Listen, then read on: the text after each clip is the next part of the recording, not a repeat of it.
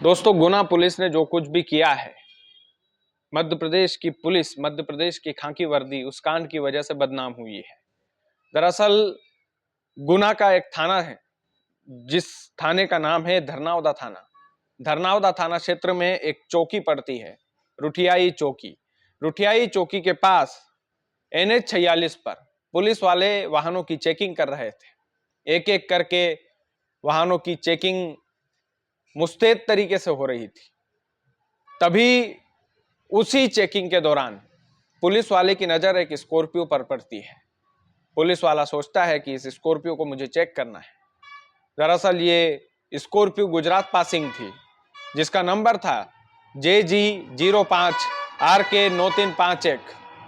और जैसे ही पुलिस वाले की नजर उस पर पड़ती है, पुलिस वाला हाथ देता है, ड्राइवर जो है गाड़ी रोकता है।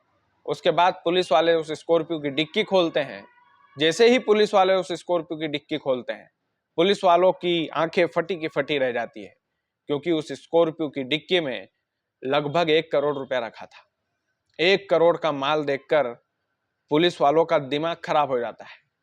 पुलिस वाले जो वहां पर चेकिंग कर रहे थे, रुठियाई चौकी के जो पुलिस वाले हैं, वो धरनावदा थाना प्रभारी को इस मामले की सूचना देते हैं कि हमने एक स्कॉर्पियो पकड़ी है। ये गुजरात पासिंग स्कॉर्पियो है, और गुजरात पासिंग स्कॉर्पियो में हमने 1 करोड़ रुपए का माल जब्त किया है। नगद है, कैश है। थाना प्रभारी तुरंत अपनी गाड़ी उठाते हैं और मौके पर पहुंच जाते हैं। लेकिन दोस्तों, मौके पर पहुंचकर जो कुछ भी होता है, वहां पर मौजूद पुलिस वालों को भी इस बात की भनक नहीं थी। दरअसल थाना प्रभारी, धरनावदा थाना प्रभारी, जिनका नाम है प्रभात कटारे पर यह आरोप है कि 1 करोड़ का माल देखकर इनकी नीयत डोल गई थी। और नीयत इस कदर की डोली थी कि भैया सेटलमेंट की बात यही शुरू करते हैं। उस व्यापारी को जैसे पुलिस वाले करते हैं, डराते हैं, धमकाते हैं। उसके बाद जब आदमी डर जाता है तो सेटलमेंट पर आ जाता है। ठीक उसी रोब में प्रभात कटारे डराते हैं उस व्यापारी को। ये जो व्यापारी है, ये जीरा कारोबारी था, जीरे का धंधा करता था। गुजरात की भाषा में अगर बोले, गुजरात का ही रहने वाला था। जब उसकी कार में 1 करोड़ रुपए कैश मिले तो पुलिस वालों ने उसे डराया, धमकाया। थाना प्रभारी वहां पर मौजूद थे, जिनका नाम था प्रभात कटारे। दोस्तों, डराने धमकाने के बाद जो कुछ भी होता है, वो बड़ा हैरान करने वाला होता है। हैरान करने वाला इसलिए क्योंकि वो कारोबारी डर जाता है और पुलिस से सेटलमेंट की बात करने लगता है। पुलिस ने उस व्यापारी से 20 लाख रुपए लिए, बाकी के 80 लाख उस व्यापारी को लौटाए और उस स्कॉर्पियो को वहां से रवाना कर दिया। लेकिन असली यूटर्न इस कहानी का यहीं पर है। व्यापारी वहां से निकल जाता है, पुलिस वाले 20 लाख रुपए लेकर रख लेते हैं। बंदरबाट करने की पूरी तैयारी हो जाती है कि भाई आज तो 20 लाख रुपए कमाया, माल कमाया आज तो। उसके बाद दोस्तों, ये जो थाना प्रभारी है, धरनावदा थाना क्षेत्र के थाना प्रभारी, इनके थाने में गुजरात के एक IAS ऑफिसर का कॉल आता है और इस मामले की जानकारी धरनावदा थाना प्रभारी को मिलती है। तो आनन फानन में उस व्यापारी को ये पुलिस वाले फिर बुलाते हैं और घबराहट में वो 20 लाख रुपए जो सेटलमेंट के तौर पर इन्होंने लिए थे, गुजरात के एक IAS ऑफिसर के फोन के बाद वो 20 लाख रुपए भी इनको लौटा देते हैं। उसके बाद मामला जो है पत्रकारों के हाथ में लगता है। पत्रकार इस मुद्दे को प्राथमिकता से उठाते हैं, तो फिर पूरे मध्य प्रदेश में ये खबर आग की तरह फैलने लगती है। फिर ग्वालियर रेंज के जो DIG हैं, जिनका नाम है अमित सांगी, वो रातों रात धरनावदा थाना क्षेत्र में पहुंचते, धरनावदा थाने में पहुंचते हैं।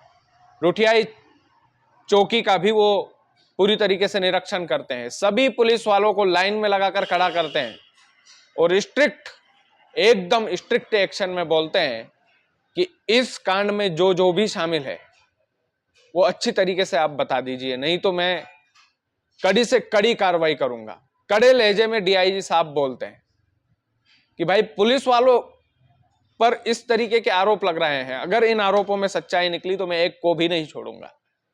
धीरे धीरे DIG के सख्त लहजे को देखते हुए 4 किरदार सामने आते हैं।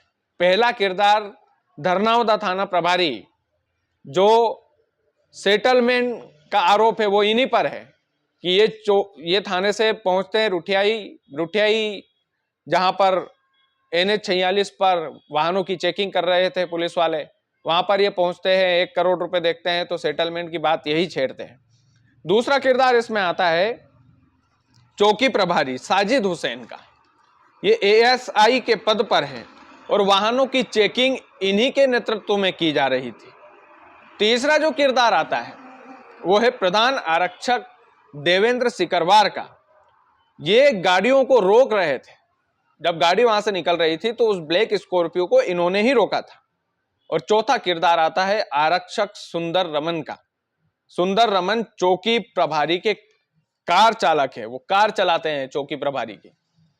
तो ये चारों जब सेटलमेंट हो रहा था तो वहां पर व्यापारी के साथ ये चारों मौजूद थे और DIG की सख्त डांट फटकार के बाद बकायदा इन चारों पुलिस कर्मियों को सस्पेंड कर दिया है। DIG ने तुरंत सस्पेंड किया है कि लायक नहीं हो तुम इस काम के, जो काम तुम्हें सौंपा गया है।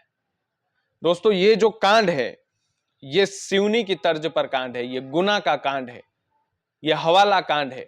हवाला का पैसा इधर उधर आता है, व्यापारी लोग ज्यादा इस्तेमाल करते हैं हवाले के पैसे का, और इधर उधर जब आता है और पुलिस को सूचना मिल जाती है तो पुलिस जितना भी पैसा पकड़ती है उसमें से किसी को बगैर बताए, किसी को सूचना ना मिले। अब ये सबसे बड़ा सवाल इस कहानी में ये है कि आखिरकार गुजरात के IAS ने डायरेक्ट थाने में फोन कैसे लगा दिया? क्या गुजरात के उस व्यापारी का गुजरात के IAS अधिकारी से सीधा कनेक्शन है?